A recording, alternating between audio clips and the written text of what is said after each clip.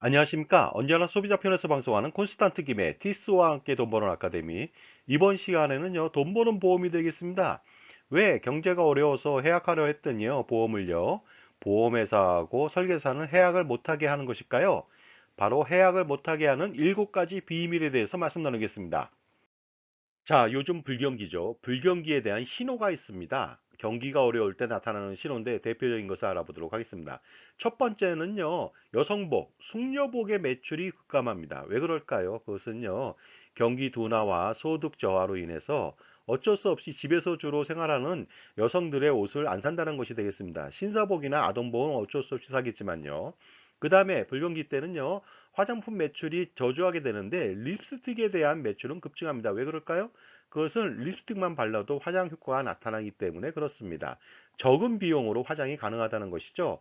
그 다음에 불경기 때는요, 미니스커트가 엄청나게 팔린다. 이것은 뭐 옷감이 작아서 그럴까요? 그런 것은 아닌 것 같기도 하고, 아무튼 불경기 때 나타나는 신호가 아닐 수가 없겠고요. 그 다음에 저축성 보험의 해지가 급등하고요. 보장성 보험의 해지가 급등한다는 점도 이해해 보시기 바랍니다.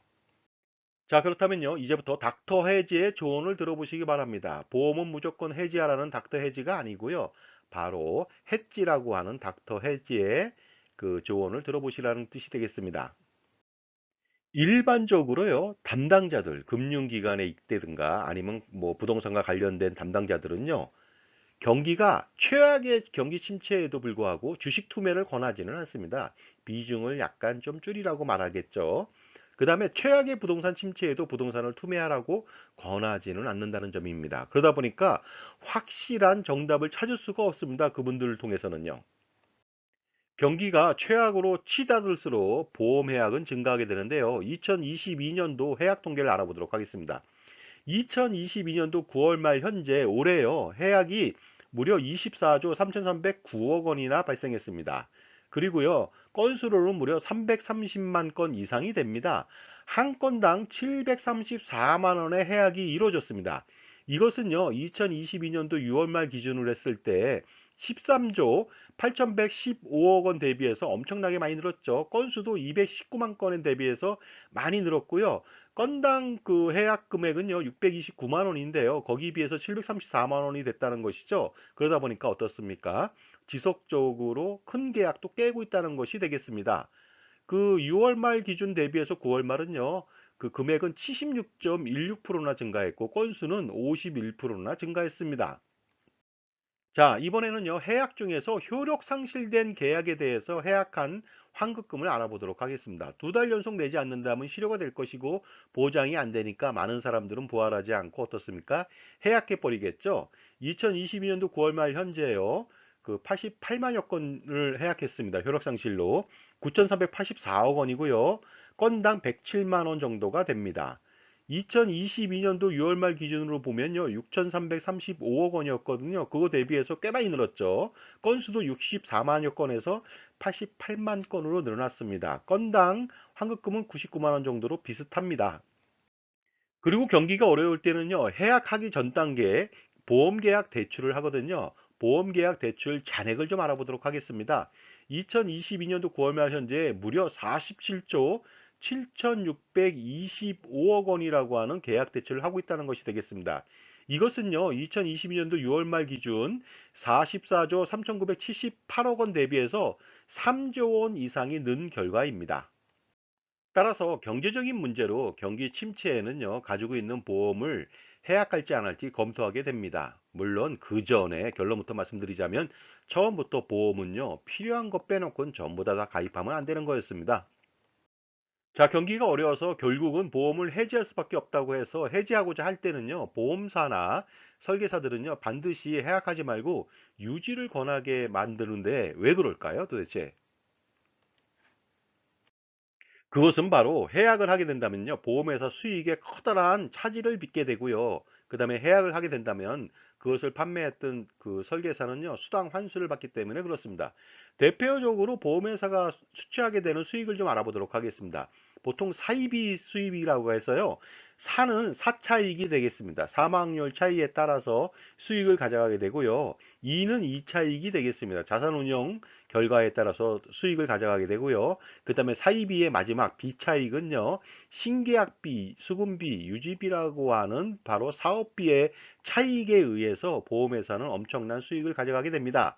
그런데 이것을요. 전부 다 해지한다면은 이런 사이비 이익은 전부 다 취할 수가 없겠죠. 따라서 반드시 유지하도록 해야만 수익을 창출할 수 있기 때문에 해약을 반대하는 것이 되겠습니다. 그럼에도 불구하고 만약에 소비자, 가입자가 해약을 하게 된다면요, 속된 말로 호갱은 이제 끝이 돼버립니다. 예를 들어서 유지비를 받을 수 없다는 것이 되겠는데요. 만약에 보험사가 수금액이 20조다 매년, 그러면요 유지비만 하더라도 거의 2조 원대 이상을 앉아서 받을 수가 있습니다. 땅 짓고 헤엄치기가 아닐 수가 없는데, 해지를 한다면 이렇게 땅 짓고 헤엄치기가 곤란하다는 것이 되겠습니다. 따라서 해약이 아니라 유지를 권하게 된다는 것이죠. 그래서 해약할 때 유지를 권하면서 하는 말, 그 말 속에 들어있는 비밀을 알아보도록 하겠습니다. 첫 번째가 되겠습니다. 해약하려고 할 때요, 해약하지 말고 감액을 유도합니다. 이게 무슨 뜻일까요? 감액은 부분 해약을 말합니다. 예를 들어서 보험료를 30만 원에서 절반, 15만 원으로 줄였다. 그러면 절반은 해약된 것입니다. 감액은 해약이란 뜻이죠. 종신보험 가입 금액을 2억 원에서 1억 원으로 만약에 감액한다. 그러면 절반은 해약된 것입니다. 그러다 보니까요, 해약하기 전에는 2억 원 보장을 받다가 앞으로는 어떻습니까? 1억 원만 보장받는다는 것이 되겠는데요. 이러한 감액이라고 하는 것은요, 술에 술 탄 듯 물에 물 탄 듯 하는 것이기 때문에 감액보다는 해약이 맞는 것 같습니다. 자, 다음은 두 번째 비밀을 알아보도록 하겠습니다. 해약하려고 할 때요, 주보험은 해약하지 않고 특약만 해약시킵니다. 예를 들어서 보험의 구성은요, 주보험 플러스 특약보험료로 이루어집니다. 근데 대부분의 사람들이요, 종신보험 같은 경우에는요, 뭐 정확한 설계를 한답시고요, 주보험보다 훨씬 더 많은 특약보험료가 붙는 경우가 있습니다. 예를 들어서 주보험 보험료는 12만 원인데 특약보험료가 13만 원이에요. 전체 25만 원이나 내거든요. 이렇게 해서 예를 들어서 특약만 해지하고 주보험은 살려주세요 하고 얘기를 한다는데요. 이것은 바로 뭡니까? 이렇게 했을 때는 특약에 따른 그 보장은 이제 끝입니다. 결국은 뭐냐면요. 이것도 마찬가지로 죽도 밥도 아닙니다. 전체를 해약하는 것이 맞겠죠. 자, 세 번째 비밀도 알아보도록 하겠습니다. 보험료 낼 돈이 없어서 해약을 해야겠다고 했을 때 해약을 만료하고 이런 말을 합니다. 보험료 자동대출 납입 제도를 활용하라고 합니다. 이게 뭐냐면요. 적립금에서 보험료를 자동적으로 계약 대출해서 보험료를 납입해서 유지하게 만드는 기능을 말합니다. 굉장히 좋아 보이지 않습니까? 하지만 이것은 무엇이냐면요. 빚으로 보험을 가입하라는 격이 되겠습니다. 보험회사 측면에서는요. 꼭 먹고 알 먹고가 됩니다. 보험은 유지시키고 사업비를 받아내고 계약 대출시키고요. 대출이자를 받아냅니다. 그러다 보니까 어떻습니까? 이것도 보험료 자동대출 납입제도를 활용하면 안 되겠습니다. 바로 해지하는 것이 맞겠습니다. 자, 네 번째 비밀도 알아보도록 하겠습니다. 이번에는요, 보험료를 납부하지 않아도 납입유예 제도를 통해서 유지가 된다고 얘기를 합니다. 보통 유니버셜 기능이 있는 상품들은요, 가입 후 2, 3년만 의무 납부하고 나면요, 그다음부터는요, 돈이 없을 때 보험료를 내지 않아도 자체적으로 유지가 되고 보장이 되는 기능이 있습니다. 이 제도를 활용한다면 앞으로 보험료를 내지 말라고 하는 것인데요. 이것은 문제점이 있습니다. 그것은 뭐냐면요. 적립금에서 대체보험료로 대신 납부하거든요. 비록 자기가 내진 않지만 결국 제살 깎아먹는 격이 됐습니다. 그렇기 때문에 이것도 바로 납입유예 제도를 활용하는 것이 아니라 해지하는 것이 맞습니다. 자, 지금까지 제 정보가 만족스러우셨다면요. 구독과 좋아요 부탁드리겠습니다. 그리고 특히 회원 가입을 통해서 보다 다양한 혜택을 받아보시기 바랍니다. 감사합니다. 계속하겠습니다. 자, 이번에는요, 다섯 번째 비밀이 되겠습니다. 종신보험을 가입했는데 경기가 어려워서 더 이상 보험료를 납부할 수 없어서 해약하려고 할 때 해약을 하지 말고 연장정기보험으로 전환하세요. 아니면 감액완납보험으로 전환하세요 하고 유도하는 경우가 있는데 이것이 무슨 뜻일까요? 이것은 바로 이겁니다. 연장정기보험으로 전환하라는 뜻은요, 보장기간이 종신이 아니라 일정 기간으로 단축된다는 뜻이고요.